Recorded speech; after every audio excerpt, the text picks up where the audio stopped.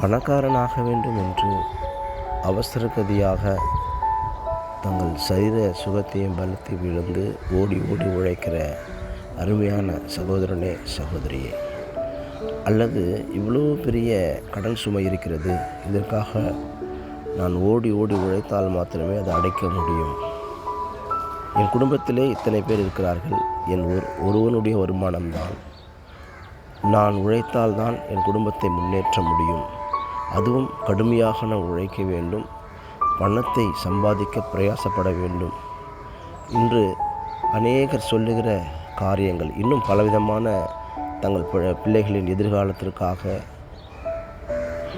தங்களுடைய முன்னேற்றத்திற்காக, இன்னும் பலரை போல செல்வ செழிப்பாக இருக்கும் பலரை போல தாங்களும் செல்வ செழிப்புள்ளவராய் மாற வேண்டும் என்பதற்காக பணத்திற்காக மோட்டிவேஷன் ஸ்பீச் கொடுத்து அநேகரை தம் பக்கம் இழுக்கிற அநேக கூட்டங்களும் இன்று நடந்து கொண்டு தான் இருக்கிறது.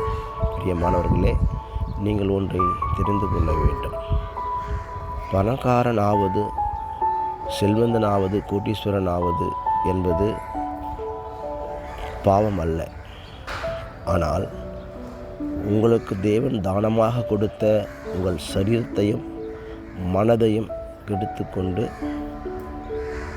தேவனுக்குரிய காரியங்களெல்லாம் வெறுத்து ஒதுக்கிவிட்டு பணம் ஒன்றே குறிக்கோளாக நீங்கள் ஒரு இயந்திரத்தனமான வாழ்க்கை வாழ்ந்து கொண்டிருப்பீர்கள் என்றால் அது ஆண்டவருடைய பார்வையில் மிகவும் பாவமாக பார்க்கப்படுகிறது.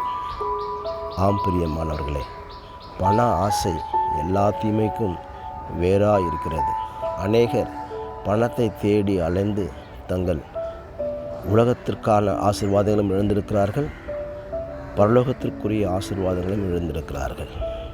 கொஞ்சம் நிதானியுங்கள். தேவனை தேடுகிற ஒருவரையும் அவர் கைவிடுவதில்லை.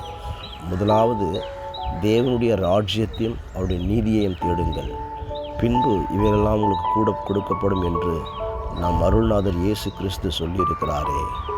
நாம் நம்புவோம், விசுவாசிப்போம், நிதானிப்போம், செயல்படுவோம். தேவன் உங்களோடு கூட இருப்பாராக. ஆமென்.